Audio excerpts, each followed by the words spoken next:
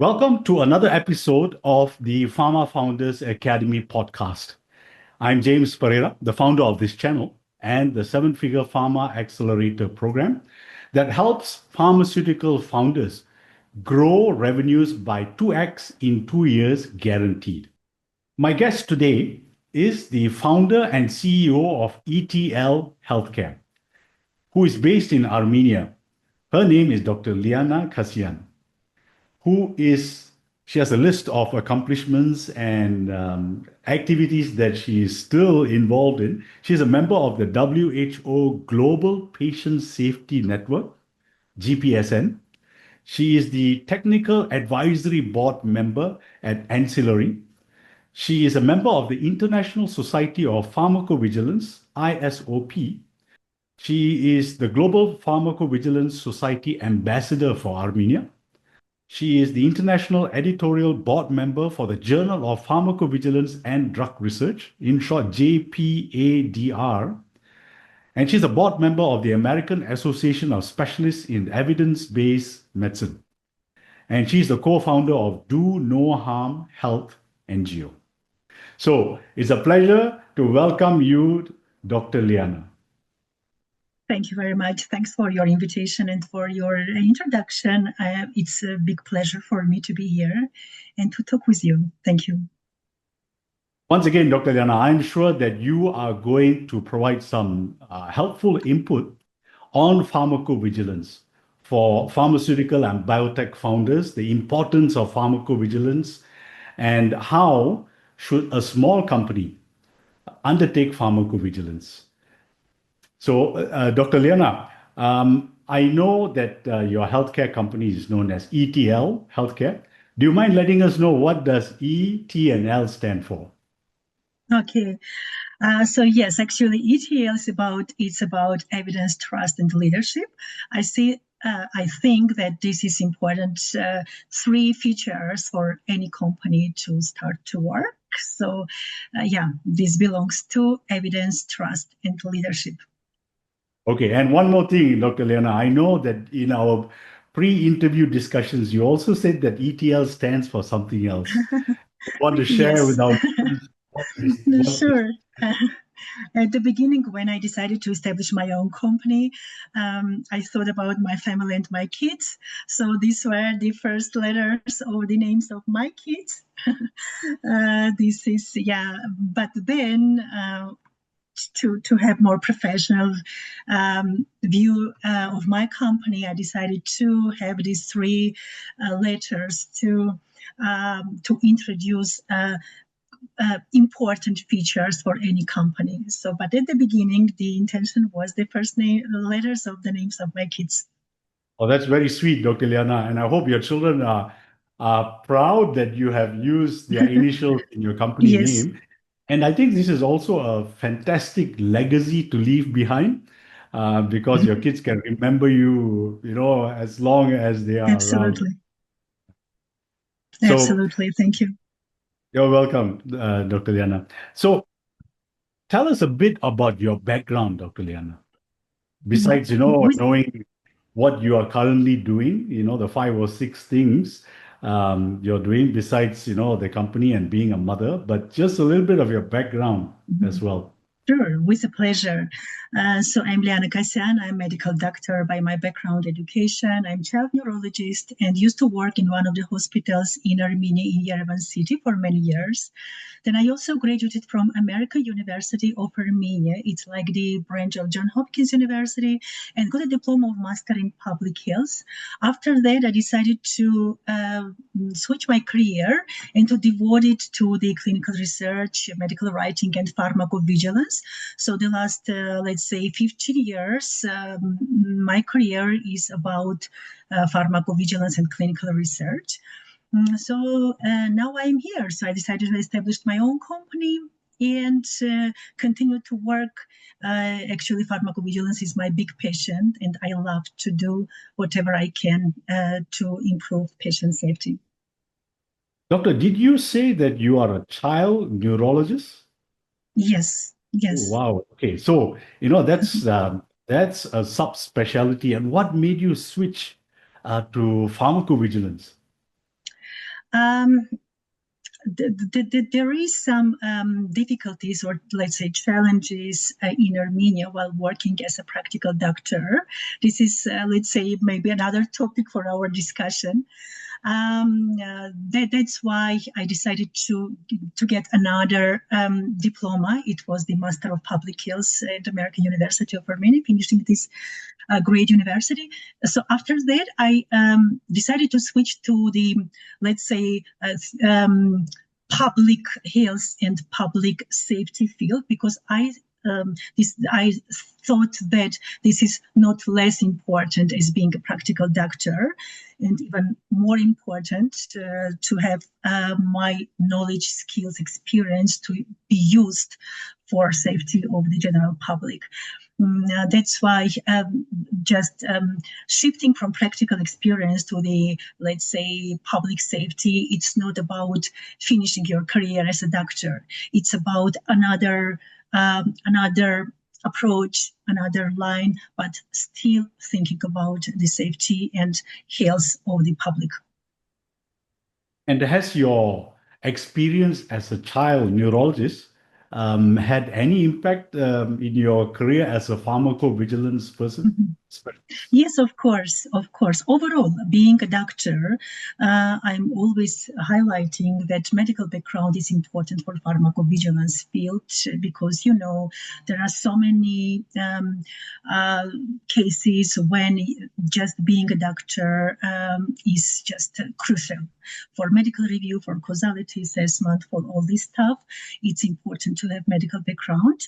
And being child neurologist, of course, while dealing with pediatric cases, with neurological cases, of course, my background helping a lot. Okay, all right. So I think that sets the premise for the discussion for the rest of our interview. So let's start off right from the beginning, Dr. Liana. For those who are new to this space, what exactly is pharmacovigilance, and why should pharma founders care about it from day one? Okay, so pharmacovigilance, this is the science about detecting, assessing, evaluating, and taking measure to minimize adverse event of the drugs, medicines to the public. This is saying in general words. So this is about safety of medicine we are using. Yes, this is essential to take care and to do everything, whatever possible, to minimize adverse drug reactions. But this is, of course, not only about medicine safety. We know that also medical devices, cosmetics also needs to be monitored on safety. Then this is about material vigilance, cosmetovigilance. So while taking medicines, while taking devices or cosmetics, public people should be sure that they know risks, and healthcare professionals know how to handle and how to minimize this risk. So that's why this, while saying pharmacovigilance is about safety of the drugs, medicines, and cosmetics and devices, and the important part for any pharmaceutical companies to be established right starting from the beginning, right starting from the clinical trials, let's say. Okay, so it begins with clinical trials. Yes, and of course. Not from the previous stage of drug development, right? Yes, this is, sometimes we see misconception that pharmacovigilance is only about the science or activities which should be done only once a drug is entered into the market. But this is not the case. It's important, starting from clinical phases, let's say from phase 1 to phase 4, start the process of monitoring of safety of the medicines. That's why, yes, this is crucial to understand that this is not about post-marketing surveillance only. It's starting right from the beginning, right from the first clinical trial with the medicine. Okay. And Dr. Liana, this interview is meant more for pharmaceutical startups. And I know that you have worked with Big Pharma as well. And is there a difference in the approach for Big Pharma versus, small pharma companies in Um, pharmacovigilance? Okay, yes, of course, there is difference between approaches. The first of all, big pharmas has established already pharmacovigilance, let's say, department within their organization, and they have mostly internal resources who are handling these big processes indeed. In terms of new established pharmas, new pharmas, it's kind of, let's say, not well developed process yet. So usually they don't have department within the organizations. Usually they are outsourcing PV activities to the third company, to the freelancers to handle it's kind of not mature established department within their organization. And this is natural because they are just established, their company, so they cannot have mature PV system within their company. But the important thing they need to know that they need to let's say, expand their PV activities and to come to the mature level, because otherwise they cannot survive on the market if they will not have mature PV system established within their company. Okay, I've got a question that comes up when you say that, but I'll reserve it Sure. for later, Doc. Mhm. Now, earlier you had mentioned that one of the misconceptions is that people think that pharmacovigilance only starts when you commercialize your product, and you said that it should start from phase one, clinical studies. Are there any other misconceptions that pharma founders need to, fix their mindset about? Of course, yes, because pharma founders can think that pharmacovigilance is not so important as regulators are stating, or it's usually should be. They are thinking that it's just paperwork, and they can, to some extent, postpone with these activities, and they can think that the important part is to think about selling the products, grow their business in terms of marketing, etc., all these things, and so not paying too much attention to the pharmacovigilance regulations and establishment of this very important part. It is also a misconception, and pharma founders for new pharmas should know that as earlier they will establish PV activities department within their organizations, better they will get some trust from the public and from the regulators, etc. So this is another misconception, and they think that this is kind of minimal work that should be done within the organization, but this is not. They always should think that this is about, first of all, we need to be patient oriented, that this is about safety of the patient, that this is not kind of checkbox for regulators, but this is about strategic asset for any new pharma founders to establish right from the beginning. And this applies to generics as well, Dr. Liana? Of course, yes. Of course, Both. yes. It Okay. doesn't matter. Innovators Yeah, and both. generic. Yes. Okay. Yes. Thank you. So what are the regulatory consequences of overlooking PV early in the product's life cycle? The regulatory consequences are really not so good for pharmas to have kind of bad regulatory consequences if they are not handling the processes properly. For example, these could be like fines or penalties to the company. These could be about the withdrawal of the drugs from the market. This could lead even to the stopping of acting this pharma company at all because of serious harm to the public. And, if this is properly monitored and done by the pharma company from the beginning, and they escalate this to the regulatory bodies, this will not harm their reputation at all. But on the other hand, if regulators find these like sporadically, and pharma company not doing anything to diminish these risks, this can lead to many, many bad consequences, first of all, for this pharma company. Okay. And how early in drug development should founders start integrating pharmacovigilance systems?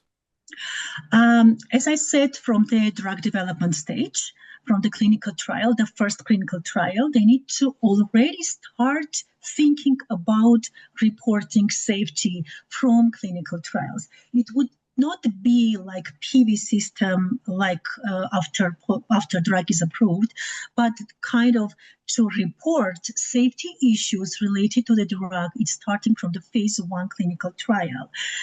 The regulator, when the documents are coming to the regulator for approval to say like green light for giving green light for the clinical trial, they need to be sure that safety part is already done within the company, like reporting serious adverse event, right? Like reporting any adverse event related to this clinical trial. This should be already established from the clinical trial phase 1.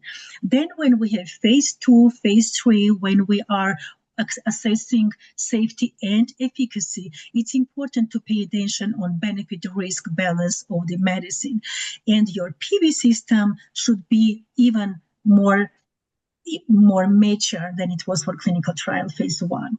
And then for registration of drug, again, regulators should be assure that you have PV system already established and you have standard operating procedures already in place. And once they approve your drug to go to the market, the regulator should be sure that the quality management system, SOPs, everything is in place to start the monitoring, to continue, let's say, the monitoring of drugs once it's on the market. Okay, that's clear, Dr. Liana. Now, earlier you had said that, okay, even a small company, I mean, you said that Big Pharma has got departments just for PV. Yes. Now, small pharma companies probably are 3 people or 5 people, and definitely they do not have the resources to have a PV person, and definitely not a department. So they will reach out and outsource to ETL, healthcare, and people like you. But do you ever recommend that a company eventually should have their own PV department, or can they, forever just outsource it?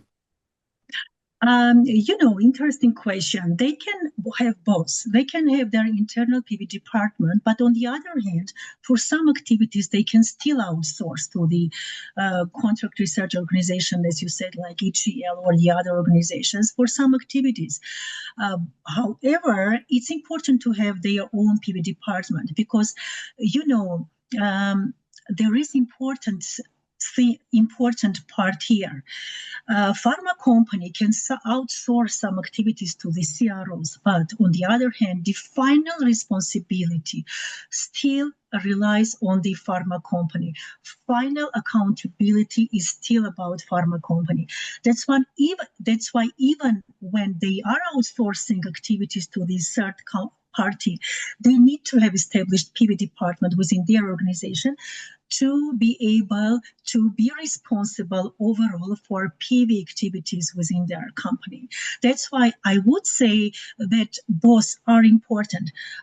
They cannot sometimes handle all activities because, PV is so large and you need to take care of so many activities. Sometimes they are not able to handle this. On the other hand, CROs are well trained and well educated for specific tasks in PV. That's why even big pharmas sometimes prone to outsource some activities to CROs who have trained staff to do this. But on the other hand, they need to have their own established PV department for some specific activities and take the responsibility for the overall PV of their company.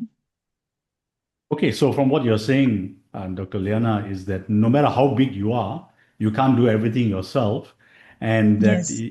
No, you need to do a cost benefit analysis and determine what is probably more efficient or effective to outsource and what can be done in-house. Yes, Would that be yes, a correct? absolutely. Uh, Absolutely. and also, I mean, we all know that it is now mandatory, as you pointed out. Without PV activities, you cannot even get your clinical trials approved. And so therefore forget about, getting your product approved. But are there any countries in the world that you are aware of where pharmacovigilance is not mandatory yet? Of course, there are very, very different regulations in different countries. I would not say that I'm not aware of countries where pharmacovigilance at all not required, but regulations are different. For example, you cannot compare regulations or let's say some Asian countries with, let's say, developing countries with the regulations, for example, in EU region or in US in terms of pharmacovigilance activities. It's much, much stricter, for example, in US or in EMA. So European Medicine Agency has very, very strict regulations in terms of pharmacovigilance activities, the same with US, the same with China, the same with Japan, the same with Canada. But in terms of developing countries, still there is place for improvement. I would not say there is no regulations for PV at all, but they are not so strict as in developed countries and in the other countries like US or Europe or the other countries which I mentioned. And which is the strictest, Dr. Lena? The EMA, European Medicine Agency, and FDA, they are like, let's say, as to say as a joke, they are like competing in terms of being stricter.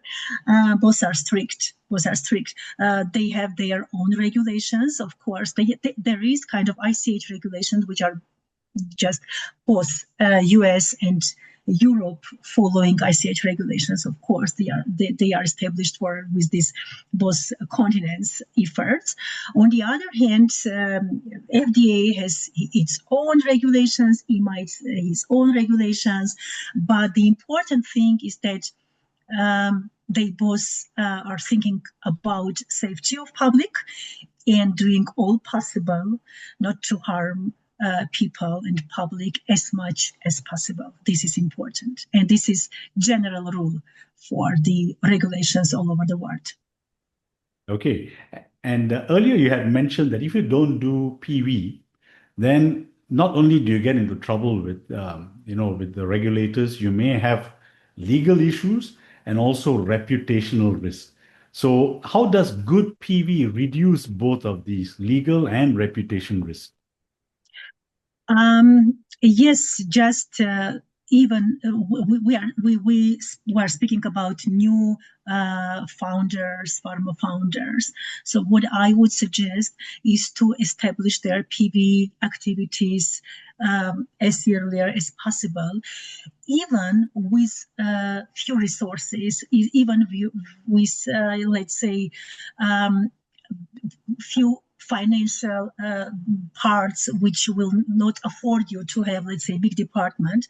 But if you will think about pharmacovigilance right from the beginning, you will never encounter with kind of reputational thing or penalties or fines because you need to be pharma companies need to be patient oriented and always to keep in mind that whatever you are doing, first of all, you need to think about the well-being and safety of the patient. Whatever you are doing, you shouldn't be like business-oriented, sale-oriented.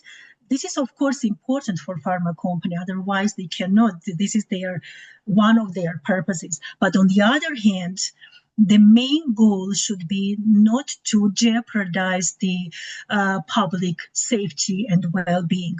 If this will be kind of like the main mindset thinking of these companies, they will not encounter with any problems related to the like penalties or whatever. And they need to be transparent in whatever they are doing. There are many, many examples of even with big pharmas when they didn't show real results of clinical trial, real results of data which they gained during clinical development or post-marketing.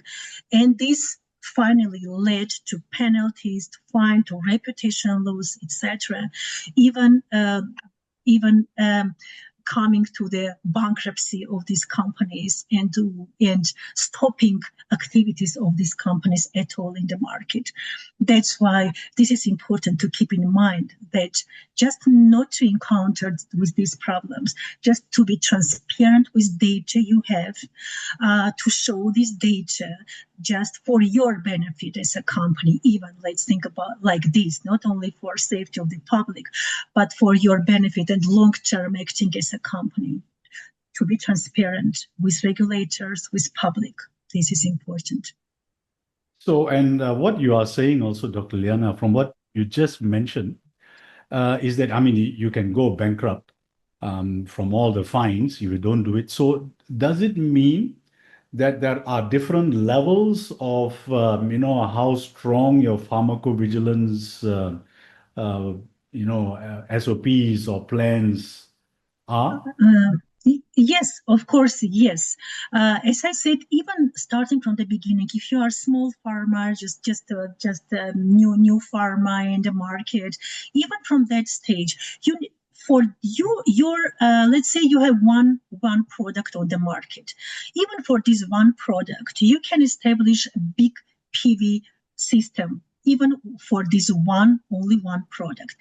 If from the beginning you are able to establish good PV system, clearly written SOPs, clearly written policies, clear and good resources. Even you can have 2 PV specialists, let's say freelancers, but if they have experience, if they are enough skilled, enough knowledgeable in PV, even with this one product, you will just have kind of start with your PV. Then with growing, you will expand your, let's say, SOPs, your team, etc. You will have tracking system. You will have, let's say, corrective preventive actions established in your company. So it's not like what I want to say. It's not one day think to just one day, okay, I will do this and that's all. You need to think about scaling up even your PV activities. Starting from one drug, then you will expand your drug development and you will have more drugs, and you will scale up parallelly your PV activities to be aligned with what you are suggesting to the market, what you are entering into the market. So it's important just to keep in mind, whatever you are doing, think about PV always, and not to think, okay, let me postpone this activity. I have just one project. Why I am just rushing with this? When I will scale up my business, then I will think about PV. This is not the case. This is not will happen, and this will have really not good consequences for the company. Okay, that's very clear, Dr. Liana. And my role is to help pharma startups as well as growing businesses to increase their revenues. So it's always sales, that is at the top of my mind. So I would like to know if pharmacovigilance can be used as a competitive advantage in any way to drive sales. Yes, of course. Look, for example, you are just established you establish just your company. Now you need to expand, to scale up, to have business partners, to have investors, might be, yeah. So they first of all will look on the company with established PV department there or PV system there. Investor will never invest in the company without PV system is there. You will not have business partners to work with you, etc., etc. That's why for scaling up, for growing your business, it's strategic advantage to have PV department. It's not, it's asset, you know. It's not like wasting of time with these resources, with financial burden for you, not at all. Vice versa, this will help you to grow up your business. This is not the waste of time. This is just for the growing up, for communicating with other partners, with investor, with other pharma companies. You will never establish, let's say, long-term pathway in the market if you will not have PV department or PV system established within your company right from the beginning. Okay. And you had just mentioned about investors, strategic partners, and I want to throw in potential future customers, customers many, many years from now. How do you communicate your PV strategy to these people? Since you said that investors would need to know where you stand.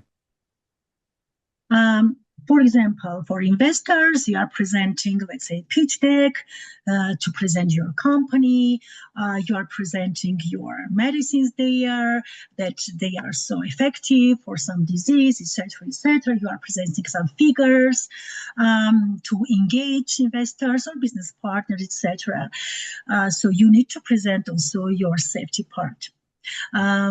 In the, for example, pitch deck, to have 1-2 slides related to your safety part, so your safety department, so whatever you are doing in this regard, to engage investors or business partners. Otherwise, they will think, so, okay, you are only speaking about your business part, about your medicines, how they are effective, but we're not sure how you are safe, your medicine is safe, and we're not sure how you will report to the regulators in terms of PV activities. So how this part should be done, because any business partners or investor, they know for sure, if they are interested in your company, they know for sure you cannot exist without regulations, without like compliance to the regulation, without reporting, without writing, let's say, monitoring serious adverse event, etc., etc. So you cannot present any deck, or you cannot communicate even with these companies without having established your PV system and speaking about this. And it's becoming very clear from what you are saying, Dr. Liana. Earlier, you had mentioned start PV early from the clinical trial, phase 1 itself. And what you're saying now, you see, I always tell people that I work with, the pharma founders, you should always start your business with a business plan. Without that, you cannot have a successful or sustainable business. And what you're telling now informs me that in a business plan, you need to capture your PV strategy as well. Even if you don't have a product, but I think you should, have one paragraph of the strategy. And then later on, you can flesh it out. Would that be correct? That it's better to have it there so that the investors who you are approaching for seed funding can see that you have something in place. Yes, absolutely. This is true. And as you say, yes, when we are usually saying if you fail to plan, you plan to fail. This is the same with pharmacovigilance. And if the company has a business plan, they need to have also a pharmacovigilance plan. And there are, like, let's say, must-have strategies for this. Minimum things you need to consider if you are just a new founder, just a newcomer to the market. There are minimum must-haves you need to consider. It's, for example, to have qualified person for pharmacovigilance with PSMF system, pharmacovigilance system master file in place. Even with the one product in the market, you need to have this person who is responsible for this activity. You need to have system, let's say, software, or even with the cheaper one, but still validated, well-established system where you can capture all adverse events related to the drug, serious adverse event and overall adverse event related to the drug. To have system for monitoring of adverse event, for example, to have system to track clinical trials, safety information coming from clinical trials, safety information coming from literature, index and non-index literature, to be able to track, we say, signals, new safety information coming from different sources. So this will not require much financial input from the beginning, but this is must-have strategy for just from the beginning to have your PV system in place. Okay. And do you have any examples or cases of companies where their if PV, strategy or activity saved them from a crisis or even a collapse? Oh, yes, there are many such examples. I would bring one, two examples. For example, the company Biogen, they have one product, it's called natalizumab, and it's Tyzibi, it's a brand name. What happened in 2005, the company, based on their surveillance, literature surveillance, post-marketing surveillance, they found new signal for this drug. It's called progressive multifocal leukoencephalopathy. It's very, very severe neurological disease. And they found that this disease related to this drug. And what they did, that alarm about that said about that they went to the regulators saying that, we found this signal, this new safety information, it's dangerous and it's about our drug and it's on the market. And based on this alarming by the company, regulators started to investigate this adverse event, and they also came to the conclusion that there is causal association between this medicine and this event. And what they did, they just started to investigate more and more, and they stopped this drug in the market. But after some time, after investigating, after changing the information in the label, the drug was reintroduced, but with precaution about this severe adverse event. The final assessment is like assessment of benefit and risk of the drug. And if you say that benefit prevail the risk, the drug still can be on the market, but in the label, it should be clearly mentioned that this adverse event can happen, that's why it should be monitored, etc., etc. So this is a bright example that Biogen, this pharma company, preserve their reputation by alarming about this adverse event, not eating, but alarming about this adverse event.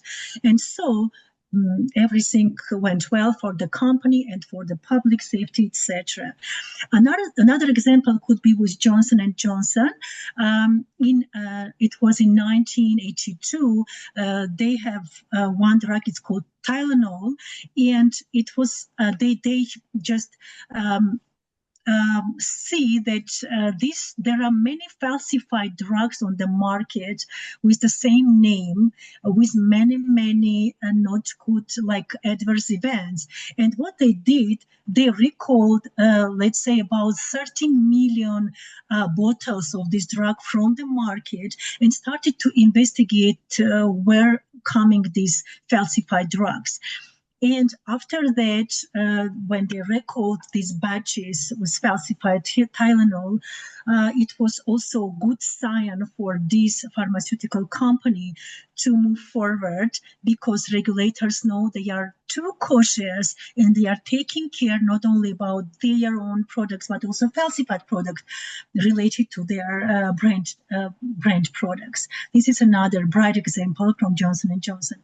There are also negative examples, of course, when company went to the bankruptcy because of not saying about bad consequences of their drugs. There were some companies called Purdue Pharma, and they have one product. It's called OxyContin. It's opioid drug. They started to claim that this drug has no intention for being abused, for being misused by the customers. But in reality, this was not the case. And it was many suits from different people who used this drug because of misuse, because of abuse, etc. And finally, because of so many suits, this pharma company was bankrupt and was just withdrawn this drug from the market, and there is no other marketed drug from that company in the market. So this is another bad example. Another example is company Merck, not good example for there, but it's about Vioxx. In 2004, this is the non-steroid drug for like killing the painkiller, but this drug has kind of thromboembolic events and not good cardio events, leading even to myocardial infarction and death. And they had some data about this, but it was not shown properly on time. And this drug finally was withdrawn from the market from EU and US, etc. So there are many examples, good examples and bad examples. Mediator, this is drug from Serbia. It's for diabetes use, but still because of some cardiac events, still there were some bad consequences for the pharma company.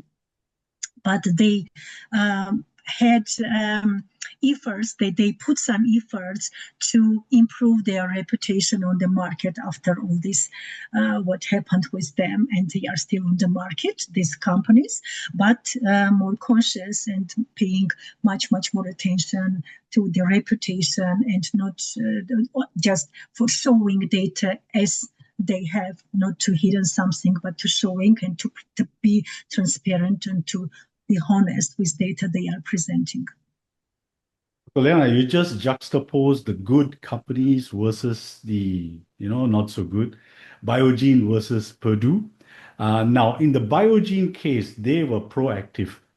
And we know that this new category of drugs for diabetes and weight loss, GLP-1, one of these drugs now has been found to cause vision loss among a certain category of patients.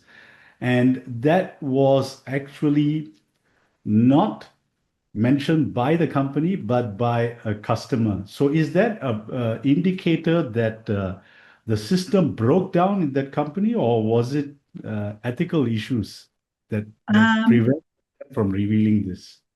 Okay, so you mean this issue was mentioned by customer and not by the company? And what happened? Yeah. And therefore, that came up to the FDA, and now I think they are looking at putting a black box label. I see. Okay. So customer is just alarming about this adverse event, so it's coming to the company. Company could also not be aware of this, and it's coming from the customer. But once they aware, they need to take actions. If customer is reporting directly to FDA, this also can happen.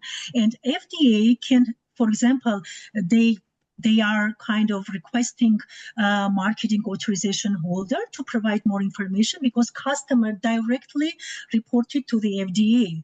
This can happen. If marketing authorization holder, a pharma company, will immediately take actions, this will not go to the kind of reputation loss or whatever with the company, because they are just aware of this. Customer directly report to the regulator. This is okay. If they could not be aware of this event. But they need to prove that, I do everything, whatever I need to do. I am monitoring literature, monitoring all publications. I'm doing my adverse event reporting. Everything is on place. And, FDA can, for example, initiate inspection to that company, can go and to see whether everything is done properly in regard to this drug. If everything is done properly, but customer reported directly to the FDA. So it's okay, and companies should take care measures as soon as possible, let's say immediately, for this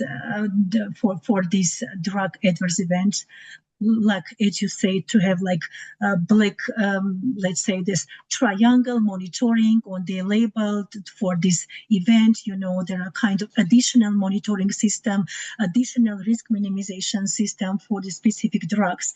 If company is proactive, let's say, in this regards, so then this will not be reputation loss for the company. And I think this also points out that pharma companies must also educate their customers and inform them that, whenever they have any adverse events, to come back to them. And of course, they can report to the regulators as well. But it's equally important to notify the company as well. Absolutely. Yes, this is so the right point you raised. Companies have their representatives who are going to the doctors, to healthcare professionals, and presenting their drugs. Usually they are presenting good sides of their drugs. So they are so effective, so you can use for this, for that, etc. Presenting right side of their drugs. Sometimes pharma companies are not prone to educate their, let's say, representatives who are going and working with healthcare professionals to say, apart from good sides, this drug can have also bad sides. So please, if you will, or your patient will see and will say you about this or that adverse event, please kindly report this to us. And representative of that company should provide contact details, website, link to the places where HCPs or consumers can just provide this information to the pharma company. This is very, very important. And it's also pointing to the symptom of working in silos, where the PV team is not communicating with the sales team or whoever else. Yes. So let's have a look at pharmacovigilance systems, Dr. Liana. What are the components of a scalable system that a startup or a growing pharma company can, have a look at? Mm-hmm. Okay, so first of all, it's to be PV as a person to be there with, let's say, PSMF system established. PSMF, pharmacovigilance safety, pharmacovigilance master file with all information about portfolio of that company, about drug clinical trials, about efficacy and safety parts. Everything is there, about information about QPPV, where is she located, with all information, qualification, etc. This is PSMF. This should be established as a first step. Then to have database, safety database, of course, validated. This is important. Not any safety base can be in use. It should be validated, not maybe so let's say expensive. It could be not so expensive, but still to be validated, to be used at the beginning stages, and to have possibilities to scale up, because science and systems are growing up so fast that you need to think about that maybe this will be enough for you, but the next month or next year, this will not be enough. So it should be really like modular way, like with possibility to scale up. This is important. To have established system for literature monitoring activities. Let's say, for example, if you are doing monitoring of journals from country where it is there, you need to have system just to subscribe to the journals which are in that country, subscribe to the journals, and to do monitoring of safety information on monthly basis, for example. This is still a routine activity, but still important to find out signals. This is from literature. Coming from the adverse event from the consumers, individual case safety reports. As I said, to pay attention, to teach people, to train people to report adverse event coming from the drug. Of course, within the company, as you said, sales department should be aware of PV, what's going on in PV, and all staff within company should know that any adverse event, you can hear about this from consumer, from social media, from press, from whenever. You need to report as soon as possible to the PV department about this. So it should be kind of interaction between different departments within the same company. This is also important. And this monitoring safety, and also compliance with the regulations, of course. Because, for example, if your company is marketed in EU, you need to comply with the regulation in EMA regulations. So they need to have aggregate reports, PSUR, with the established, let's say, timeline when you need to present PSUR with all data about medicine, including safety. You need to have risk management plans in place for that medicine, whatever is in your EU market, or REMS if it's about US market, etc. So this is about a safety database. It's about QPPV and PSMF established. It's about signal management system in place. It's about ICSR, individual case safety management system in place. It's about aggregate reporting system in place to report to regulators. And it's about risk minimization measures and risk management plan for EU and REMS for US to be in place. It depends on where your drug is marketed. You need to comply with the regulations of this specific market. This is minimal requirement to have at the beginning for your PV, for your drug. And not starting from the point when your drug on the market, but starting from the point when your drug just in the clinical development stage. Wow, Dr. Liana, your explanation, as you are explaining to me, my brain is almost about to just open. It sounds pretty complicated because there are so many elements that you need to look at. Besides, of course, the cost. If you are employing someone, you need to make sure that they are adept at using that. So a cheaper alternative, or probably a good start for a pharma founder or small growing pharma company, would be to outsource. And what should they look for when they are thinking about outsourcing to PV experts like yourself? Yeah, okay. So outsourcing, it could be like outsourcing to the company, or it could be, let's say, to hire freelancers. This is, of course, cheaper than to have employees with financial more burden. But to have freelancers who can handle this PV part, or to outsource to the company. It's up to a pharma company to decide. But what's important, for example, if you are outsourcing to the company, it's to be sure that that company has well-established quality management system within the company. It means that SOPs are in place, PV policies are in place, staff well-educated, knowledgeable, and which is, to me, it's very, very important, science-oriented. Because this is the pharmacovigilance, it's not like the, let's say, practical activities, routine activities to do, but you need to be up to date in terms of science and news in pharmacovigilance. And for example, in my company, I'm always pushing and like orienting my staff, my people to this way. Why I'm saying this? Sometimes you see companies when, for example, one employee is doing ICSR work, like entering data, entering case into the database. That's all. This is like one small cell in broad PV field. And this employee cannot even imagine why he or she is doing this.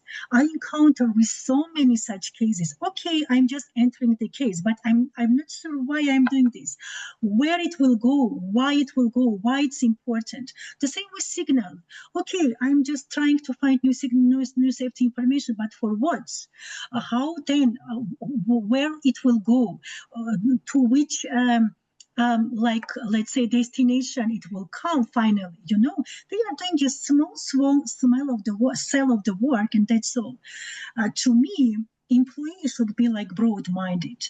They should know pharmacovigilance from the beginning to the end. Why it's important and what you said it's complex. Yes, it's complex, but when you are broad-minded and you know from the beginning to the end why you are doing this, it brings to the better results. That's why science-oriented company, broad-minded employees, well-knowledgeable, skilled, experience is important to choose the company to work with. Or the same with freelancer, for example. Okay. And we haven't talked about AI. So are there any AI infused or platforms that incorporate AI to make things a lot more efficient for PV? Of course, absolutely. As in the other fields, AI also fastly entering in the field of PV. For example, for ICSRs, for case processing, or for signals, for detecting signals, there are quantitative methods and AI tools used to easily capture new safety information. Or for case processing, instead of manually processing, you have systems who are automatically will do this instead of human. That's why AI is important. It will, let's say, do your work much more faster, because with big volumes of ICSRs, of signals, etc., human like people cannot manage to do as fast as it's needed. But AI will help to do this in a faster way, in a better way, etc. On the other hand, AI will not replace human brain. I'm always saying this because AI cannot critically think when you have, for example, different cases, you have difficult cases, crucial cases, which need medical judgment, which needs medical experience, critical thinking as a doctor to have your right, proper, final causal assessment about relationship between drug and event. AI can come as close as possible to human brain, but will never replace this. That's why it's important to have AI in place, of course, to be as fast as possible with minimal resources. On the other hand, to have human resources to do critical and important parts in PV. And you are now referring to balancing, Dr. Liana. Yes. AI or automation, or both AI and automation and human oversight. How do you balance this? You were mentioning about it, the critical areas to have a human involved. So what are these critical? For balancing this, you need to have established system within your company. For example, you have AI system, which will do case processing instead of human. Yeah. And this AI system also will do, let's say, medical review to some extent for this specific case. You need to have established tracking system within your company when your employees will then track and will check whatever is done by AI. in terms of critical cases, this is much important. But anyway, for any work done by AI, then you need to track this using your human forces. The same with signal. A system, for example, there is such a system, it's called empirical data mining with quantitative kind of capturing signals from the system. Okay, the system is capturing this data. This is automated process. However, this data cannot become the signals. That's why then human resource should analyze whether this signal, which coming automatically captured from the automatic system, will this become a signal or this is a false positive result? That's why it's important after capturing by AI human resource to analyze just to be like to final, let's say final stage is up to human. Final stage decision maker is always human. Also, AI is coming closer and closer to this, but it will never replace human being. Final decision maker is always human. That's why you need to have this system in place to have both AI, of course, it's important, and human resources to control this. This is important. Yeah, I'm sure this is a relief to every PV practitioner that they will have their job, but they need to know how to use together with AI. And Dr. Liana, we have been talking about the role of PV or the impact of PV on regulators, on investors, on strategic partners. What we have not talked about is the consumer or the user, the patient. Would PV, a good PV strategy or system in place, will that influence or be able to have a patient say, okay, that's the brand I want because of their PV? Now, yes, absolutely. Now, pharmacovigilance, let me start from this point. In the past, pharmacovigilance was like, let's say, reactive. Which this means like something happening, okay, the company is starting to react not to happen again. This was past pharmacovigilance as a science. It was reactive. Now it's proactive, not to happen, like in medicine, like it's a more proactive way. Yeah, that's why now we are proactive. But for being proactive, not to happen, we need to have well-established PV system and we need to have feedback from the consumers. That's why we are relying on consumers. And now pharmacovigilance is like patient-oriented. Feedback from patient is important, even for regulators. They are also kind of establishing patient-oriented programs like surveys, polls, or like webinars with patients involved even in decision-making processes. This is important to get feedback from patient. And now PV is patient-oriented. Also, now PV is real world data oriented.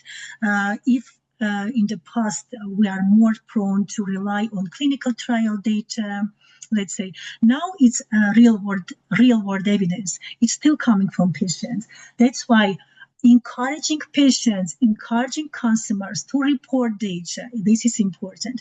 And also we are using, let's say, hospital registries, insurance register to get real-world data, not from clinical trials, but from registry to see whether this drug has bad consequences for the consumers.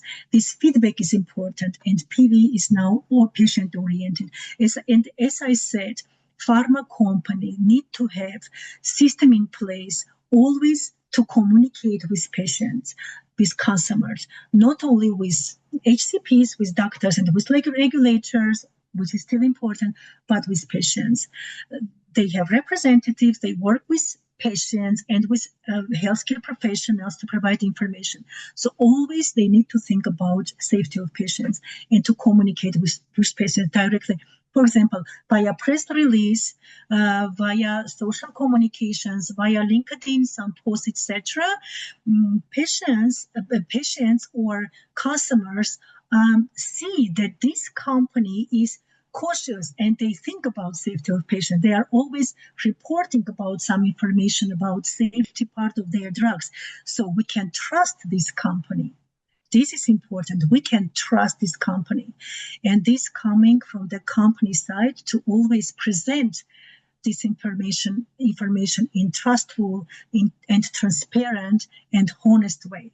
Of course, information should be, let's say, well evidenced.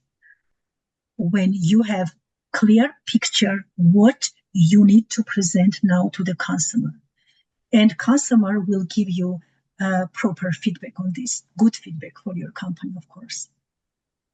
So it looks like, Dr. Liana, the days where pharma companies only used to engage the healthcare providers are long gone. And if you really want to practice being patient-centric, then you need to engage the patient. And you were saying, going down to meet the patients, and this can be done through an NGO or even patient advocacy groups, or any other means, surveys. You had also mentioned surveys of patients as well.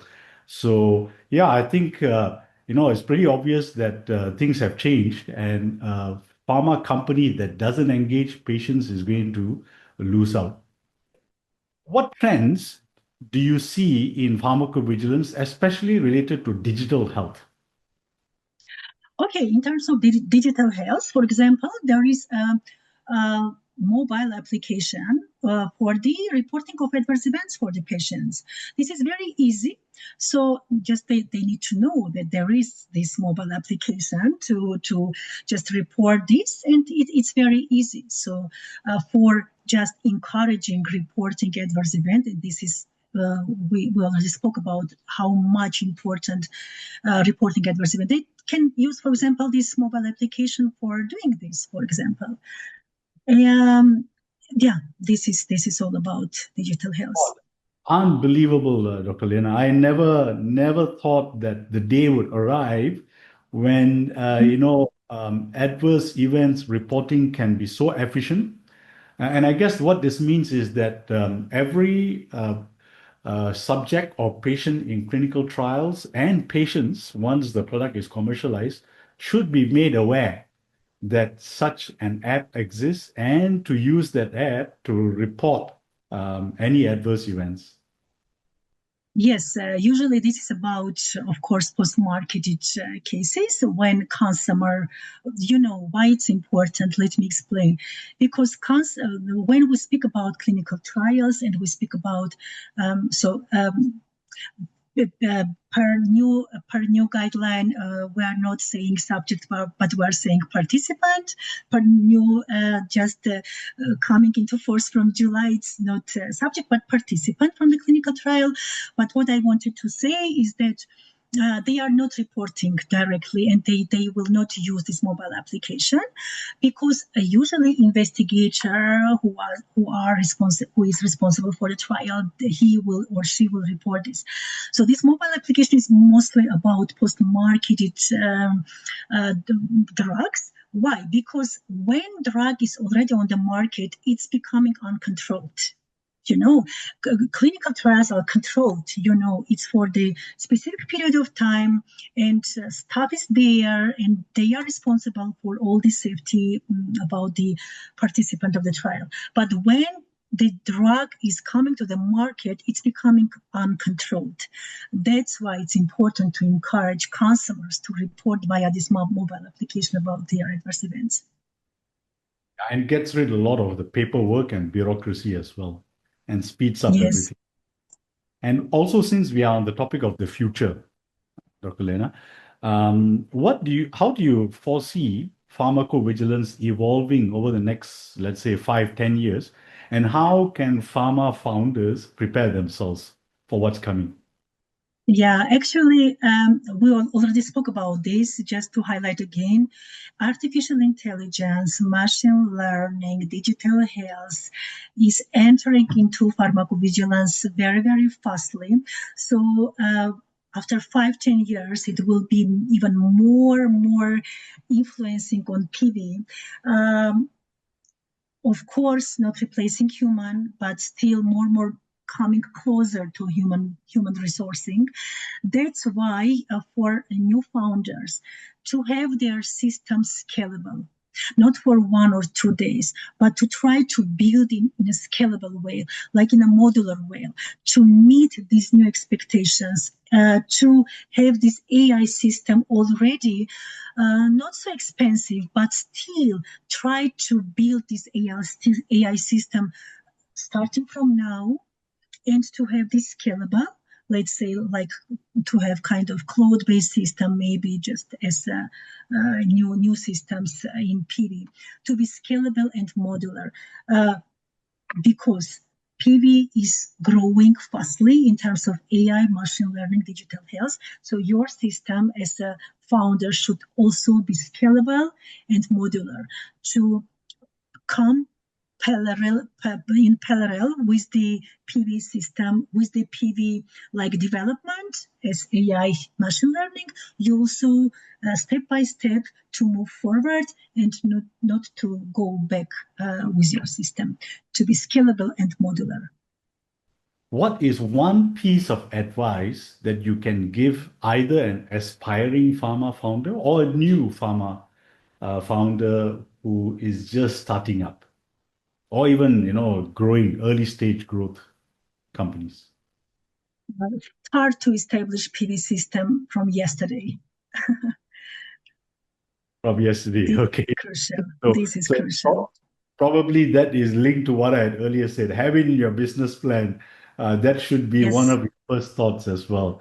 Besides, absolutely. you're going to get funding, your IP. Next should be your PV as well.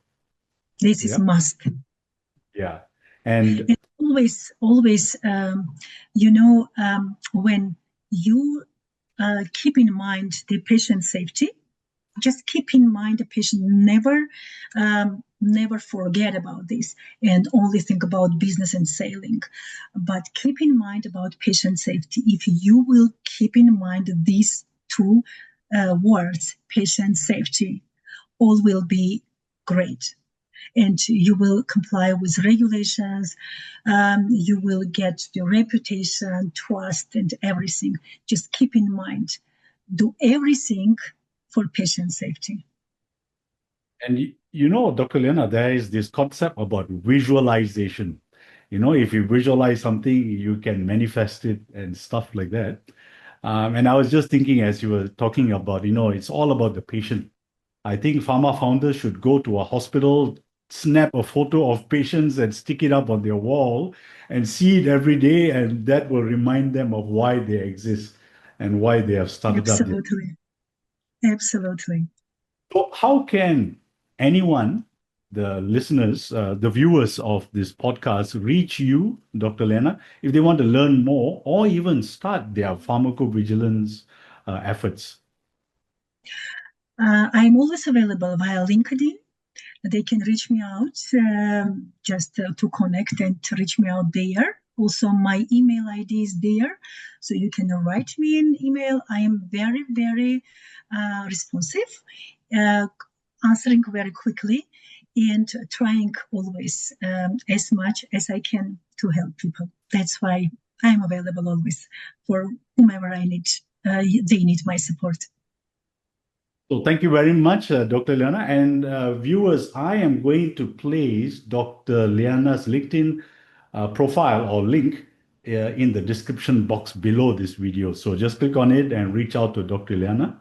If this is the first time you're on this channel, then subscribe, click the bell icon, select all notifications so that all future podcasts and videos, you will be notified when they are published.